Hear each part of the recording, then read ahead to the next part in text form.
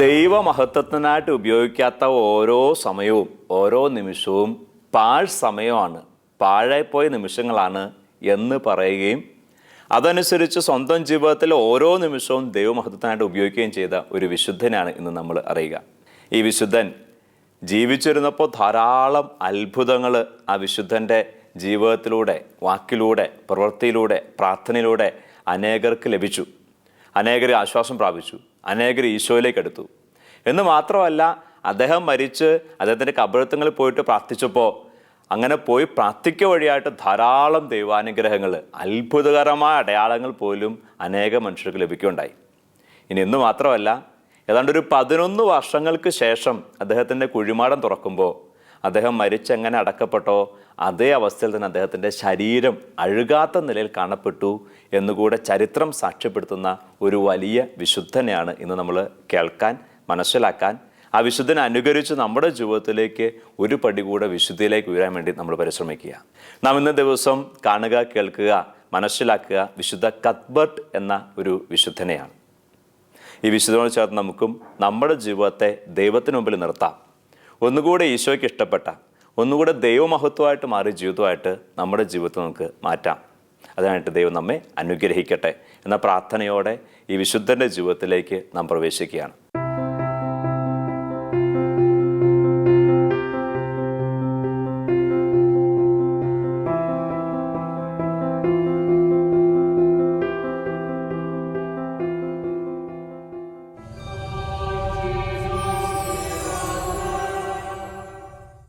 ഇന്നത്തെ സ്കോട്ട്ലൻഡ് എന്ന് പറയുന്ന ആ ഒരു സ്ഥലത്തെ അന്ന് ഒരു ചെറു രാജ്യമായിരുന്ന നോർത്തംബ്രിയ എന്ന രാജ്യത്ത് ആണ് ഈ വിശുദ്ധ കത്ബർട്ട് ജനിക്കുക. 7ാം നൂറ്റാണ്ടിൽ തന്നെ മരിച്ചു കടന്നുപോയി.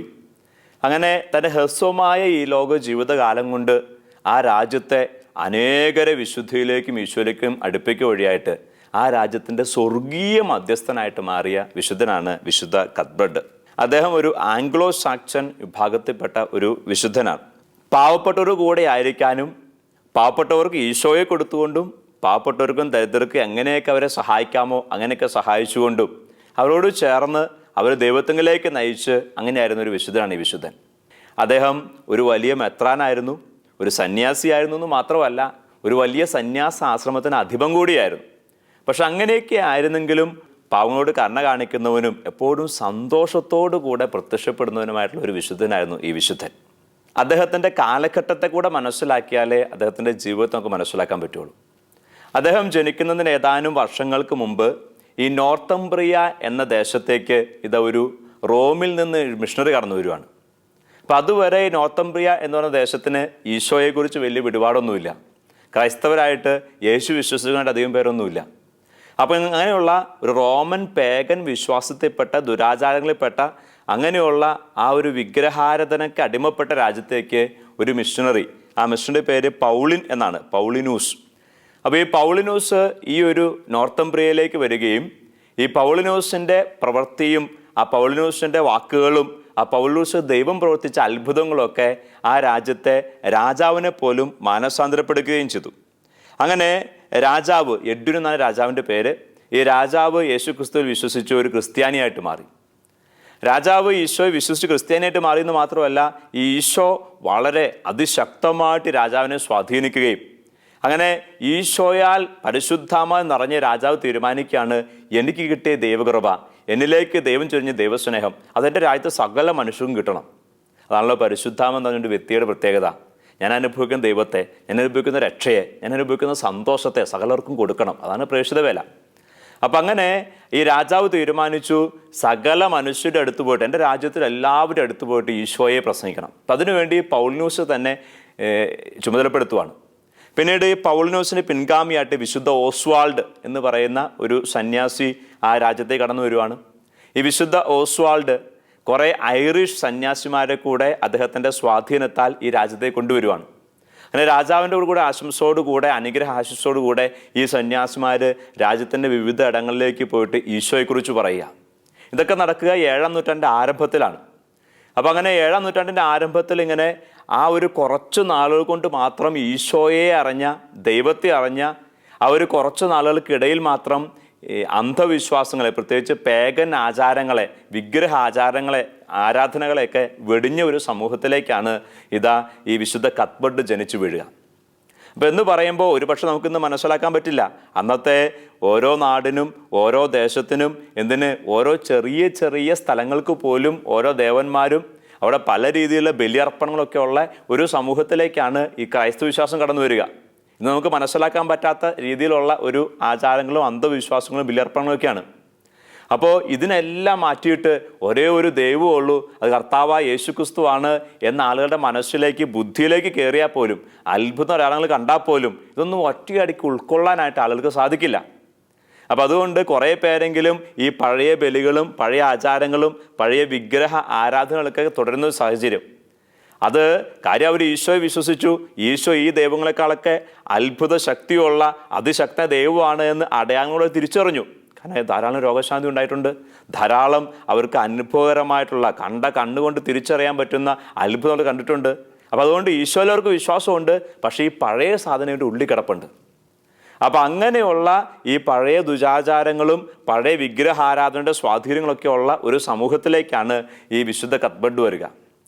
അപ്പോൾ അങ്ങനെ ഈ പഴയതിൻ്റെ സ്വാധീനത്തിൽ കഴിയുന്ന സഭയെ അത് ഉണ്ടാക്കാവുന്ന അന്ധവിശ്വാസങ്ങളിലേക്കും നിർജീവത്വത്തിലേക്കും പോകാമായിരുന്ന ഇടങ്ങളിൽ നിന്നൊക്കെ സഭയെ പുനരുദ്ധരിക്കാനും ഒന്നുകൂടെ വിശുദ്ധീകരിക്കുവാനും സഭയ്ക്ക് നല്ലൊരു അടിത്തറ പാകുവാനും ഈ വിശുദ്ധ കത്ബർഡും അദ്ദേഹത്തിൻ്റെ കൂടെ ഉണ്ടായിരുന്ന സന്യാസിമാരും അവരുടെ പ്രവർത്തനങ്ങളും വിജയിച്ചു എന്നാണ് ഇദ്ദേഹത്തിൻ്റെ ചരിത്രത്തിലേക്ക് നമുക്ക് മനസ്സിലാക്കാൻ പറ്റുക. അപ്പം അദ്ദേഹം ജനിച്ചു വീണ സാഹചര്യം മനസ്സിലാക്കിയത് പെട്ടെന്നൊരു രാജ്യം ഈശോയിലേക്ക് തിരിയുക, പെട്ടെന്നുള്ള ഒരു മനമാറ്റത്തിൻ്റെ സകല പ്രശ്നങ്ങളും ആ സമൂഹത്തിൻ്റെ ഇടയിലുണ്ട്. ആ സമൂഹത്തിലേക്കാണ് വിശുദ്ധ കത്ബർഡ് വരിക. വിശുദ്ധ കത്ബർഡ് എന്താ ചെയ്യുക? ഈ വിശുദ്ധ കത്ബർഡ് ഗ്രാമങ്ങളിലേക്ക് ചെല്ലുവാണ്, അവിടെ ഈശോയെക്കുറിച്ച് പറയുവാണ്, സത്യവിശ്വാസത്തെക്കുറിച്ച് പറയുവാണ്. ഈ പേഗൻ അന്ധവിശ്വാസം ഉപേക്ഷിച്ച് ഈ റോമാ സഭ അനുശാസിക്കുന്ന രീതിയിൽ എങ്ങനെ ഈശോയോട് ചേർന്ന് നമ്മൾ ജീവിക്കുന്നതിനെ കുറിച്ച് പഠിപ്പിക്കുവാണ്. അങ്ങനെ പഠിപ്പിക്കുന്നതിലൊക്കെ ഈ വലിയ വിശുദ്ധൻ വിജയം വരിച്ചു എന്നാണ് അദ്ദേഹത്തിൻ്റെ ജീവിതത്തിൽ നമുക്ക് മനസ്സിലാക്കാൻ പറ്റുക. ഈ വിശുദ്ധ കത്ബർഡ് എന്ന് ജനിച്ചു എന്നതിനെക്കുറിച്ച് കൃത്യമായൊരു വിവരമില്ല. കാരണം നമുക്കറിയാം എത്രയോ നൂറ്റാണ്ടുകൾക്ക് മുമ്പുള്ള ഒരു ജീവിതത്തെക്കുറിച്ച് നമ്മൾ മനസ്സിലാക്കുക. 7-ാം നൂറ്റാണ്ടിൽ നടക്കുന്ന സംഭവമാണ്. അപ്പോൾ അദ്ദേഹം എന്ന് ജനിച്ചെന്ന് കൃത്യമായിട്ട് അറിവില്ല എങ്കിലും ഏകദേശം നാം മനസ്സിലാക്കുക AD 634 അദ്ദേഹം ജനിച്ചു എന്നാണ്. അന്ന് ആ രാജ്യത്തെ രാജാവും രാജകുടുംബമൊക്കെ ആയിട്ട് വലിയ ബന്ധമുള്ള ഒരു റോയൽ ഫാമിലി, ഒരു പ്രഭു കുടുംബത്തിലാണ് ഇദ്ദേഹം ജനിക്കുക. അദ്ദേഹത്തിൻ്റെ ബാല്യത്തെക്കുറിച്ചും കൗമാരത്തെക്കുറിച്ചും യുവത്വത്തെക്കുറിച്ചൊന്നും വലിയ കൃത്യമായ വിവരണങ്ങളില്ല. പല രീതിയിൽ അഭ്യൂഹങ്ങളും പല രീതിയിലുള്ള വിവരണങ്ങളൊക്കെ അദ്ദേഹം വലിയ വിശുദ്ധനായി മാറിയതിനു ശേഷം ഉണ്ടായിട്ടുണ്ട്. അപ്പോൾ എന്തായാലും അതിൽ പറയുന്ന കാര്യങ്ങൾ ഇതൊക്കെയാണ്. അദ്ദേഹം ആട്ടിടയനായിരുന്നു, അല്ലെ ആടുകളെ മേയ്ക്കാൻ പോയിരുന്നു എന്നൊക്കെ പറയുന്നു. എന്ന് പറഞ്ഞാൽ താഴേക്കടയിലുള്ള ആടുകളെ മേയിച്ച് മാത്രം ജീവിക്കുന്ന ഒരു ആട്ടിടയനല്ല. കാരണം അദ്ദേഹം നല്ലൊരു കുടുംബത്തിൽപ്പെട്ടതാണ്. പക്ഷേ ആടുകളുടെ കൂടെ, ആട്ടിടയന്മാരുടെ കൂടെ അദ്ദേഹം ഒരുപക്ഷെ പോയിരുന്നിരിക്കാം. ഇനി അദ്ദേഹത്തെക്കുറിച്ച് യുവത്വത്തിൽ അദ്ദേഹം സൈനിക സേവനം ചെയ്തിട്ടുണ്ട് എന്നും പറയുന്നുണ്ട്. അതിനും സാധ്യതയുണ്ട്. കാരണം അന്നത്തെ പ്രഭുകുമാരന്മാരൊക്കെ ഓരോ പ്രഭു കുടുംബത്തിനും ചെറിയ രീതിയിലുള്ള സൈനിക വ്യൂഹങ്ങളൊക്കെ ഉണ്ടാവുകയും അവർ സൈന്യത്തെ നയിക്കുകയൊക്കെ ചെയ്യുന്ന അങ്ങനെയൊക്കെയുള്ള ഒരു കാലഘട്ടമാണല്ലോ അത്. അപ്പം എന്തൊക്കെയായാലും ഇങ്ങനെയൊക്കെയാണ് അദ്ദേഹത്തിൻ്റെ ബാല്യത്തെക്കുറിച്ചും യുദ്ധത്തെക്കുറിച്ചൊക്കെയുള്ള വിവരണങ്ങൾ പലയിടങ്ങളിൽ പല സ്ഥലങ്ങളിൽ നാം കാണുക. ഇനി ഇദ്ദേഹം ഒരു സന്യാസിയായിട്ട് മാറുന്നതിന് മുമ്പ് അതിന് തക്കതായിട്ടുള്ള ഒരു കാരണം ഇദ്ദേഹത്തിൻ്റെ ബാല്യത്തിൽ സംഭവിച്ചതായിട്ട് പറയപ്പെടുന്നുണ്ട്. അത് പ്രകാരമാണ് ഒരു വിശുദ്ധനായ സന്യാസിയുടെ ആത്മാവ് മാലാഖമാരാ സ്വർഗത്തിലേക്ക് എടുക്കപ്പെടുന്ന ഒരു ദർശനം അദ്ദേഹത്തിന് ഉണ്ടായി എന്നാണ് പറയപ്പെടുക. അപ്പോൾ ആ ദർശനത്തോടു കൂടെ ഈ സന്യാസി ഇപ്രകാരം സ്വർഗത്തിലേക്ക് എടുക്കപ്പെട്ടുവെങ്കിൽ മാലാഖമാരോടുകൂടെ അദ്ദേഹം ദർശനത്തിൽ കാണാണോ, മഹിമയെ കാണുവാണ്. മാലാഖമാർ ഒരു സന്യാസിയുടെ, ഒരു ആശ്രമശ്രേഷ്ഠൻ്റെ ആത്മാവിനെ സ്വർഗത്തിലേക്ക് കൊണ്ടുപോകുന്നു. അപ്പോൾ ഈ മനോഹര ദൃശ്യം കണ്ട ഈ ബാലൻ തോന്നുവാണ്, എനിക്കും ഇതുപോലെ ഒരു സന്യാസിയായിട്ട് മാറണം, എനിക്കും ഇതുപോലെ ദൈവത്തെ മഹത്വപ്പെടുത്തി ജീവിക്കണം. അതാണ് ഈ വിശുദ്ധ കത്ബർഡിനെ തൻ്റെ വീടിന് സമീപത്തുള്ള ഒരു ആശ്രമത്തിലേക്ക് നയിച്ചത് എന്ന് പറയുക. ആ സന്യാസിയുടെ പേര് ഐഡൻ എന്നാണ്. 651 ഈ ഐഡൻ എന്ന് പറയുന്ന സന്യാസിയുടെ ആത്മാവിനെ മാലാഖമാർ സ്വർഗത്തിലേക്ക് കൊണ്ടുപോകുന്നത് ഈ വിശുദ്ധ കത്ബർഡ് ഒരു ബാലനായിരിക്കുമ്പോൾ കാണുക. ഒരു രാത്രി ദർശനത്തിൽ ഇപ്രകാരം കത്ബർഡ് കണ്ടു. ഈ ഐഡൻ എന്ന് പറയുന്ന സന്യാസിയെ ഈ വിശുദ്ധനും കുടുംബാംഗങ്ങൾക്കും ആ നാട്ടുകാർക്ക് പരിചയമുള്ളതാണ്. അപ്പോൾ ഈ ഐഡൻ എന്ന് പറയുന്ന സന്യാസിയെ മാലാഖമാരിങ്ങനെ സ്വർഗത്തിലേക്ക് കൊണ്ടുപോകുന്ന ദർശനത്തിൽ കണ്ടു. പിറ്റേ ദിവസം രാവിലെ ഈ വിശുദ്ധ കത്ബർഡ് കേൾക്കുന്ന വാർത്ത ഇതാണ്, ആ രാത്രി ഈ ഐഡൻ മരിച്ചുപോയി. അപ്പോൾ മരിച്ച ആത്മാവിനെ മാലാഖമാർ സ്വർഗത്തിലേക്ക് കൊണ്ടുപോയതാണ് എന്നുള്ള തൻ്റെ ആ ദർശനത്തെ സ്ഥിരീകരിക്കുന്ന ഒരു സംഭവമായിട്ട് അത് മാറി. അപ്പം അതോടുകൂടെ ഈ വിശുദ്ധ കത്ബർട്ടിൻ്റെ ഒരു ആഗ്രഹമായി എനിക്കും ഇതുപോലെ സന്യാസിയായിട്ട് മാറണം, എനിക്കും സ്വർഗത്തിലേക്ക് എത്തിച്ചേരണം. അപ്പം അങ്ങനെ സ്വർഗത്തിൽ എത്തിച്ചേരുക എന്ന ലക്ഷ്യത്തോട് ചേർന്നായിരിക്കണം ഈ വിശുദ്ധ കത്ബർട്ട് സന്യാസാശ്രമത്തിലേക്ക് വരിക. അദ്ദേഹം സന്യാസാശ്രമത്തിലേക്ക് ചേരാനുള്ള ആ ഒരു യോഗ്യതയൊക്കെ നേടി സന്യാസാശ്രമത്തിലേക്ക് വരുമ്പോൾ അദ്ദേഹത്തിൻ്റെ ഗുരുവായിട്ട് മാറുക ബോയ്സിൽ എന്ന് പറയുന്ന ഒരു സന്യാസിയാണ്. അങ്ങനെ ഈ ബോയ്സ് എന്ന് പറയുന്ന ഒരു വിശുദ്ധനായ സന്യാസിയുടെ നേതൃത്വത്തിൽ ഈ വിശുദ്ധ കത്ബർട്ട് വിദ്യ അഭ്യസിക്കുവാണ്, പഠനം പൂർത്തിയാക്കുവാണ്. ഒപ്പം തന്നെ ഒരു സന്യാസിയാകാനുള്ള തൻ്റെ വിളി സ്വീകരിച്ച് അതിലേക്ക് വളരുവാണ്.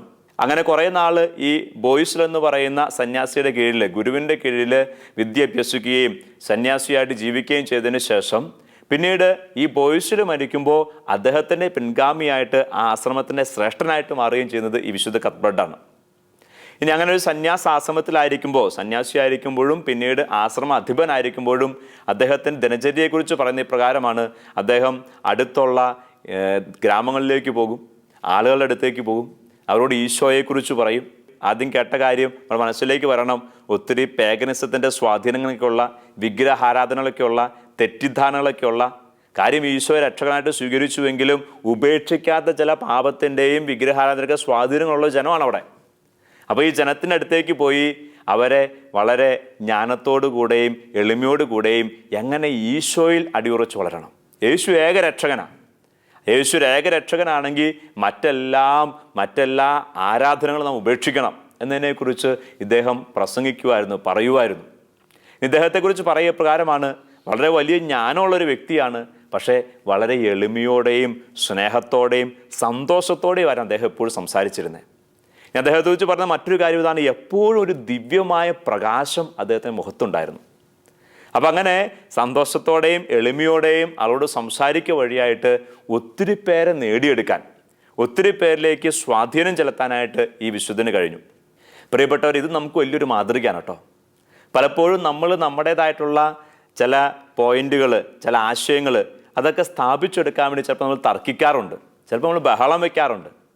പക്ഷെ തർക്കിക്കുകയും ബഹളം വയ്ക്കുകയും ചെയ്യുന്നതല്ല, മറിച്ച് ശാന്തതയോടെയും എളിമയോടെയും ഒപ്പം പ്രസന്നതയോടും കൂടെ നമ്മൾ സംസാരിക്കുകയും ഒപ്പം നമ്മുടെ സംസാരത്തിൽ നമ്മുടെ വാക്കിനും പുറത്ത് ദൈവത്തിൻ്റെ കൃപ ഉണ്ടാവുകയും ചെയ്യുമ്പോഴാണ് നമുക്ക് മനസ്സുകൾ നേടിയെടുക്കാൻ പറ്റുക. ചിലപ്പോൾ ചില മാതാപിതാക്കന്മാരൊക്കെ പറയാറുണ്ട്, മക്കളെ ഉപദേശിച്ചിട്ട് ശരിയാവണില്ല.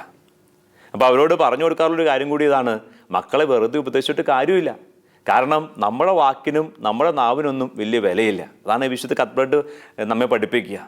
അദ്ദേഹം ദൈവത്തോട് ചേർന്നിരുന്ന് ഈ ആളുകൾക്ക് വേണ്ടി മധ്യസ്ഥം വഹിച്ച് പ്രാർത്ഥിച്ച് ആ ദൈവത്തിൻ്റെ കൃപയിൽ എളിമയോടെയും സ്നേഹത്തോടെയും അവളോട് സംസാരിക്കുമ്പോൾ ഇദ്ദേഹം ഒരു വാക്ക് പറയുമ്പോൾ ആ വാക്ക് കേൾക്കാൻ ദൈവം ഇടയാക്കുമായിരുന്നു. കാരണം വാക്കിലും ശബ്ദത്തിലും ദൈവത്തിൻ്റെ കൃപയുണ്ടായിരുന്നു. അപ്പോൾ ആ ദൈവത്തിൻ്റെ കൃപയോട് ചേർന്ന് നാം സംസാരിക്കുമ്പോൾ നമ്മുടെ സംസാരത്തിൽ വിജയം ഉണ്ടാവും. നാം ഉദ്ദേശിക്കുന്ന നന്മ മറ്റുള്ളവർ കടന്നു ഇടയായിത്തീരും. ഇങ്ങനെ അനേകരെ ഈശോയ്ക്ക് വേണ്ടി നേടിയ ആ മനുഷ്യൻ 661 ആബട്ട് സ്ഥാനത്തിന് അർഹനായിട്ട് മാറുക. അങ്ങനെ ആ സന്യാസാശ്രമത്തിൻ്റെ ശ്രേഷ്ഠനായിട്ട് കുറേ കാലം കൊണ്ട് മുന്നോട്ട് പോയി. 676 അദ്ദേഹം രാജിവെച്ച് വനത്തിനുള്ളിലേക്ക് പോവുകയാണ്. അപ്പോൾ ആ പ്രദേശത്തുള്ള അടുത്തുള്ളൊരു വനത്തിൻ്റെ ഉള്ളിലേക്ക്, കൊടുംവനത്തിനുള്ളിലേക്ക് ഇദ്ദേഹം പോവുകയാണ്. അവിടെ പോയി അവിടെ ഒരു ഒറ്റ മുറിയുള്ള ഒരു ഗുഹ, അതൊരു ഗുഹ അദ്ദേഹം അതൊരു മുറിയാക്കി മാറ്റി അതിൻ്റെ ഉള്ളിൽ താമസിക്കുകയാണ്. ഇനി അതിൻ്റെ ഉള്ളിൽ താമസിക്കുമ്പോൾ അദ്ദേഹത്തെ അന്വേഷിച്ച് ഒത്തിരി പേര് വരുന്നുണ്ട്. ഒരാളെയും ഗുഹയ്ക്കുള്ളിലേക്ക് കയറ്റുന്നില്ല.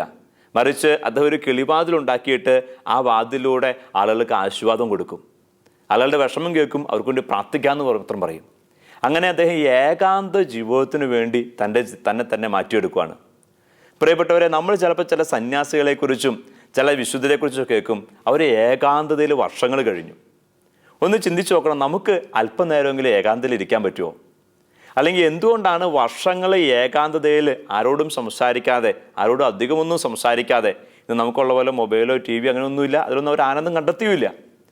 അപ്പോൾ ഇതൊന്നും ഇല്ലാണ്ട് അവരെങ്ങനെ നിശബ്ദതയിൽ ഏകാന്തതയിൽ ഇരുന്നു? അങ്ങനെ ഇരിക്കാൻ എന്തുകൊണ്ട് അവർക്കൊരാഗ്രഹം ഉണ്ടായി? എന്തുകൊണ്ട് സന്തോഷം അവരങ്ങനെ ആയിരുന്നു? കാരണം അവരുടെ ഉള്ളിൽ ദൈവം ഉണ്ടായിരുന്നു. ദൈവവുമായിട്ടുള്ളൊരു ബന്ധത്തിലായിരിക്കുന്നതിൽ അവർക്ക് ആനന്ദം കണ്ടെത്തിയിരുന്നു. അല്ലെങ്കിൽ ദൈവമായിട്ട് സംസാരിക്കാൻ അവർക്ക് പറ്റുമായിരുന്നു. വേറെ ആരും കൂടെ ഉണ്ടാകുന്നതിനും കൂടുതലായിട്ട് ദൈവം കൂടെയുള്ളവർക്ക് ആനന്ദകരമായിട്ട് തോന്നി. ദൈവത്തെ അനുഭവിക്കാൻ, കൂടെയുള്ള ദൈവത്തെ അനുഭവിക്കാൻ അവർക്ക് സാധിച്ചു. പ്രിയപ്പെട്ടവരെ, നമ്മുടെ ജീവിതത്തിലും ഈ ഒരു വിശുദ്ധ നമുക്ക് നൽകുന്ന വലിയൊരു മാതൃക ഇത്. നമ്മുടെ കൂടെയുള്ള ദൈവത്തെ അനുഭവിക്കാൻ നമുക്ക് സാധിക്കണം. കർത്താവ് പറഞ്ഞല്ലോ, ഞാൻ നിൻ്റെ കൂടെയുണ്ട്, ഞാൻ നിൻ്റെ അടുത്തുണ്ട്. നമ്മുടെ ഉള്ളിൽ വസിക്കാൻ ആഗ്രഹിക്കുന്ന ദൈവമാണ് നമ്മുടെ ദൈവം. ഒരു സ്നേഹിതനെ പോലെ, ഏറ്റവും അടുത്തൊരു കൂട്ടുകാരനെ പോലെ, കൂട്ടുകാരിയെ പോലെ നമ്മുടെ കൂടെ ആയിരിക്കാൻ, നമ്മുടെ വേദന പങ്കുവച്ചിട്ടുണ്ടെങ്കിൽ അതിൽ ആശ്വാസം നൽകാൻ, നമ്മുടെ സന്തോഷം പങ്കുവച്ചിട്ടുണ്ടെങ്കിൽ അത് ഇരട്ടി ആനന്ദകരമാക്കി മാറ്റാൻ സാധിക്കുന്ന ഒരു ദൈവ സാന്നിധ്യം നമുക്കുണ്ട്. ആ സാന്നിധ്യത്തെ അനുഭവിക്കാൻ നമ്മൾ തയ്യാറാകുമ്പോൾ പ്രിയപ്പെട്ടവരെ, നമുക്കും വിശുദ്ധി വളരാൻ പറ്റും. ഈ വിശുദ്ധന് ഇതുപോലെ തന്നെ അദ്ദേഹം ചെറുപ്പകാലഘട്ടം മുതൽ ഈശോയെ അനുഭവിക്കാൻ തുടങ്ങി, ദൈവ സാന്നിധ്യം അനുഭവിക്കാൻ തുടങ്ങിയെന്നാണ് അദ്ദേഹത്തെക്കുറിച്ച് പറയുക. അദ്ദേഹം ആട്ടിടയനായിട്ട് അല്ലെങ്കിൽ ആടുകളെ മേയ്ക്കാൻ വേണ്ടി പോയിരുന്നു. ആ സമയത്ത് അങ്ങനെ പോകുന്ന ഒരു വേളയിൽ പ്രാർത്ഥിച്ചുകൊണ്ടിരിക്കുന്ന സമയത്താണ് ഈ വിശുദ്ധ ഐഡൻ്റെ ആത്മാവ് സ്വർഗത്തിലേക്ക് പോയത്, കണ്ട ദർശനം ഉണ്ടായത് എന്നും ഒരു ചില വിവരണങ്ങളിൽ പറയുന്നുണ്ട്. അപ്പം എന്ന് പറഞ്ഞാൽ ആടിനെ മേയ്ക്കാൻ പോകുമ്പോൾ ആടിനെ മേய்ച്ച സ്ഥലത്താക്കിയതിന് ശേഷം അവിടെ നിന്ന് പ്രാർത്ഥിക്കുന്ന ഒരു ബാലനെയാണ് വരച്ചു വയ്ക്കുക. എന്ന് പറഞ്ഞാൽ ചെറുപ്പ കാലഘട്ടം മുതൽ പ്രാർത്ഥിക്കാൻ ആഗ്രഹിക്കുന്ന, ദൈവമായിട്ട് സംസാരിക്കാൻ ആഗ്രഹിക്കുന്ന, ദൈവമായിട്ട് അടുത്തൊരു ബന്ധമുള്ളൊരു മനുഷ്യനെ കാണുക. അങ്ങനെ ഒരു ബന്ധമുള്ളതുകൊണ്ടാണല്ലോ അദ്ദേഹം സ്വർഗത്തെ നേടിയെടുക്കാൻ വേണ്ടി ഈ ആശ്രമത്തിലേക്ക് പോവുകയും ഒരു ആശ്രമ ശ്രേഷ്ഠനായിട്ട് മാറുകയൊക്കെ ചെയ്യുക. അപ്പോൾ അങ്ങനെ ഈ ദൈവമായിട്ട് അടുക്കും തോറും, കൂടുതൽ കൂടുതൽ അടുക്കും തോറും ഈ ദൈവത്തിൻ്റെ കൂടെ ഇരിക്കുന്നതിൽ ആനന്ദം വർദ്ധിക്കുകയാണ്. അപ്പോൾ അതുകൊണ്ടാണ് മറ്റെല്ലാം ഉപേക്ഷിച്ച്, ആശ്രമശ്രേഷ്ഠൻ ആ പദവി ഉപേക്ഷിച്ച്, ഒരുപക്ഷെ അദ്ദേഹത്തിന് പ്രവൃത്തി കൊണ്ട് ചെയ്യാൻ പറ്റുന്ന കുറേ നന്മ കാര്യങ്ങളുണ്ട്, അതൊക്കെ ഉപേക്ഷിച്ച് അദ്ദേഹം എനിക്കെൻ്റെ ദൈവത്തോട് ചേർന്നായിരിക്കണം എന്ന് തീരുമാനം എടുക്കുക. അങ്ങനെ അദ്ദേഹം ഒരു ഗുഹയിലേക്ക് മാറി ഒരു വനത്തിലായിരിക്കുവാണ്. അങ്ങനെ കുറേ നാൾ കഴിഞ്ഞപ്പോൾ അവിടുത്തെ മെത്രാൻ സംഘം ഇദ്ദേഹത്തെ ഒരു മെത്രാനായിട്ട് തിരഞ്ഞെടുക്കുവാണ്. ഓർക്കണേ, ഒരു ആപട്ട് സ്ഥാനം പോലും, ആശ്രമത്തിന് അധിപൻ എന്ന സ്ഥാനം പോലും രാജിവെച്ച് വനത്തിനുള്ളിൽ പോയി ഒറ്റയ്ക്ക് കഴിയുന്ന ഒരു മനുഷ്യനെ, ആ മനുഷ്യൻ്റെ വിശുദ്ധി കണ്ടിട്ട്, ആ മനുഷ്യൻ്റെ ദൈവാശ്രയത്വം കണ്ടിട്ട്, ആ മനുഷ്യന് കൂടെ ദൈവം ഉണ്ടെന്ന് തിരിച്ചറിഞ്ഞിട്ട് ഇതാ മെത്രാനായിട്ട് തിരഞ്ഞെടുക്കുവാണ്. എന്നാൽ മെത്രാനായിട്ട് തിരഞ്ഞെടുക്കപ്പെടുന്നു എന്നറിയുമ്പോൾ ഇദ്ദേഹം അത് ഡിനേ ചെയ്യുക, എനിക്ക് വേണ്ടെന്നാ പറയുക. കാരണം എനിക്ക് എൻ്റെ ഈശോയുടെ കൂടെ ഈശോയെ ആസ്വദിച്ചുകൂടെ കഴിയണം, ഇതാണ് അദ്ദേഹം പറയുക. എന്നാൽ അദ്ദേഹം മെത്രാൻ സ്ഥാനം എടുക്കണമെന്ന് ആവശ്യപ്പെടാൻ വേണ്ടി ആ രാജ്യത്തെ രാജാവും മാത്രമല്ല രാജാവിൻ്റെ കൂടെ ഒരു വലിയ ജനസമൂഹവും ഈ കാട്ടിലേക്ക് വരുവാണ്. അങ്ങനെ അവരെല്ലാവരും നിർബന്ധിക്ക വഴിയായിട്ട് ഇതൊരു പക്ഷേ ദൈവത്തിൻ്റെ ഹിതമായിരിക്കും എന്ന് മനസ്സിലാക്കി ഇതാ വിശുദ്ധ കത്ബർഡ് ഈ മെത്രാസ്ഥാനം തിരഞ്ഞെടുക്കാനായിട്ട് തയ്യാറാവുകയും അദ്ദേഹം യോർക്ക് എന്ന് പറയുന്ന രൂപതയുടെ മെത്രാനായിട്ട് മാറുകയും ചെയ്യുകയാണ്. എന്നാൽ മെത്രാനായതിനു ശേഷവും മെത്രാസന മന്ദിരത്തിലേക്ക് വരുമ്പോഴും ഒരുപക്ഷെ അന്നത്തെ കാലഘട്ടത്തിലെ മെത്രാന്മാരുടെ പോലുള്ള യാതൊരു സുഖ സൗകര്യങ്ങളും ഉപയോഗിക്കാതെ ഒരു താപസ്വനെ പോലെ തന്നെയാണ് അദ്ദേഹം തൻ്റെ ജീവിതചര്യ മുന്നോട്ട് കൊണ്ടുപോവുക. എങ്ങനെ വനത്തിലായിരുന്നപ്പോൾ താൻ ജീവിച്ചോ അതുപോലെ ഒന്നുമില്ലായ്മയിൽ, ഏകാന്തതയിൽ പരമാവധി ആയിരിക്കാൻ പരിശ്രമിച്ചുകൊണ്ട് അദ്ദേഹം മുന്നോട്ട് പോവുക. അങ്ങനെ അദ്ദേഹം ഏതാണ്ടൊരു 2 വർഷത്തോളം മെത്രാൻ എന്ന പദവി അലങ്കരിച്ചു. ആ 2 വർഷം ഒരു മെത്രാൻ ചെയ്യേണ്ട എല്ലാ ഉത്തരവാദിത്തം ചെയ്യുകയും അതോടൊപ്പം തന്നെ ദൈവവുമായിട്ട് വലിയ അഗാധ ബന്ധം പുലർത്തി അദ്ദേഹം മുന്നോട്ട് പോയി. തുടർന്ന് അദ്ദേഹം വീണ്ടും തീരുമാനിക്കുകയാണ് ഏകാന്ത ജീവിതത്തിലേക്ക് പോകാനായിട്ട്. അങ്ങനെ 686 മെത്രാൻ സ്ഥാനം രാജിവെച്ച് രണ്ടാമതും അദ്ദേഹം ഏകാന്ത ജീവിതത്തിനായിട്ട് വനത്തിലേക്ക് പോയി. 687 മാർച്ച് 20 അദ്ദേഹം മരിക്കുക. അന്ന് വരെ ഏകാന്ത ജീവിതത്തിൽ ആ വാർദ്ധക്യത്തിൻ്റെ അസ്വസ്ഥതകളും വേദനകളും രോഗങ്ങളൊക്കെ ആയിട്ട് അദ്ദേഹം അവിടെ ഒറ്റയ്ക്ക് താമസിച്ചു. പ്രിയപ്പെട്ടവർ, അങ്ങനെ മരിച്ച് അടക്കപ്പെട്ട ആ വിശുദ്ധൻ്റെ കബറിടത്തിലേക്ക് വന്ന് പ്രാർത്ഥിക്കുമ്പോൾ അനേകർക്ക് അത്ഭുതകരമായിട്ട് രോഗശാന്തി കിട്ടാൻ തുടങ്ങി, അനേകർക്ക് ദൈവാനുഭവം ഉണ്ടാകാൻ തുടങ്ങി. അതിൽ പ്രധാനപ്പെട്ട ഒരു ദൈവാനുഭവമാണ് ഒരു രാജാവ് തന്നെയും അവിടെ വന്ന് ഒരു പ്രതിസന്ധി സമയത്ത് വന്ന് പ്രാർത്ഥിക്കുകയും അങ്ങനെ പ്രാർത്ഥിക്കുന്നതിൻ്റെ ഫലമായിട്ട് അദ്ദേഹം ശക്തി പ്രാപിക്കുകയും പിന്നീട് ഇംഗ്ലണ്ടിൻ്റെ മുഴുവൻ രാജാവായിട്ട് ദ ഗ്രേറ്റ് എന്നറിയപ്പെടത്തക്ക വണ്ണം വലിയ രാജാവായിട്ട് അദ്ദേഹം മാറുകയും ചെയ്തത്. അങ്ങനെ ഇംഗ്ലണ്ടിലാകമാനം ഈ വിശുദ്ധൻ്റെ പ്രശസ്തി വ്യാപിക്കുകയും അനേകം പേര് വിശുദ്ധനടുത്ത് വന്ന് പ്രാർത്ഥിക്കുകയും ചെയ്തു. നമുക്കറിയാം, കാലമേറെ മുന്നോട്ട് പോയി കഴിഞ്ഞപ്പോൾ ഇംഗ്ലണ്ടിലെ കത്തോലിക്ക സഭയ്ക്കിതായിട്ടുള്ള പല വിപ്ലവങ്ങളൊക്കെ ഉണ്ടാവുകയും കത്തോലിക്ക സഭ ഇംഗ്ലണ്ടിൽ നിന്ന് സമൂലം മാറ്റാനുള്ള തീരുമാനങ്ങളും അതിനുള്ള പരിശ്രമമൊക്കെ ഉണ്ടാവുകയും ചെയ്തു. എന്നാലും അതിനെ അതിജീവിച്ച് ഇന്നും ഇംഗ്ലണ്ടിൽ UK കത്തോലിക്ക സഭയുണ്ട്, സഭാവിശ്വാസമുണ്ട്. ഇന്ന് അങ്ങനെയൊക്കെയുള്ള സാഹചര്യങ്ങൾ ഉണ്ടായിട്ട് പോലും ദർഹാം എന്ന സ്ഥലത്തുള്ള കത്തീഡ്രൽ ദേവാലയത്തിൽ ഈ വിശുദ്ധൻ്റെ തിരുശേഷിപ്പുള്ള ഇടത്ത് എല്ലാ വർഷവും ഏതാണ്ട് 10 ലക്ഷത്തിലധികം ആളുകൾ കടന്നു വരികയും ഇദ്ദേഹത്തിൻ്റെ മധ്യസ്ഥ അപേക്ഷിച്ച് പ്രാർത്ഥിക്കുകയും ചെയ്യുന്നുണ്ട് എന്നാണ് ചരിത്രം സാക്ഷ്യപ്പെടുത്തുക. അപ്പോൾ പ്രിയപ്പെട്ടവരെ, നമ്മളിപ്പോൾ കണ്ടത് ഒരു വലിയ വിശുദ്ധനെക്കുറിച്ചാണ്.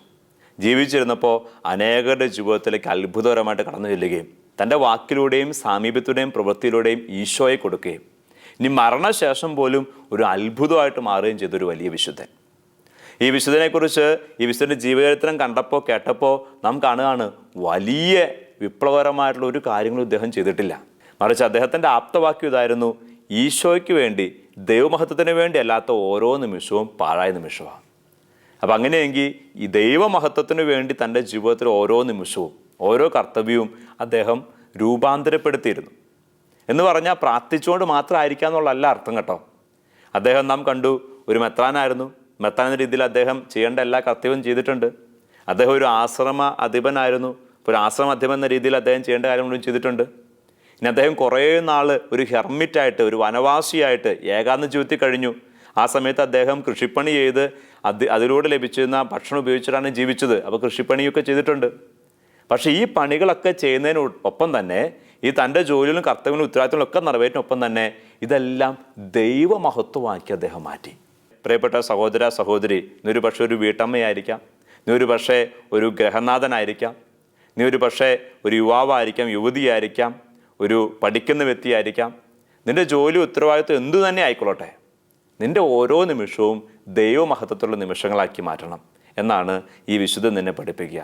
അപ്രകാരം ദൈവത്തെ മഹത്വപ്പെടുത്തി ജീവിക്കാനായിട്ട് ആരംഭിക്കുകയാണെങ്കിൽ നമ്മളെ ഓരോരുത്തരെയും ദൈവം തൻ്റെ മഹത്വത്തിൻ്റെ ഒരു അടയാളമായിട്ട് മാറും.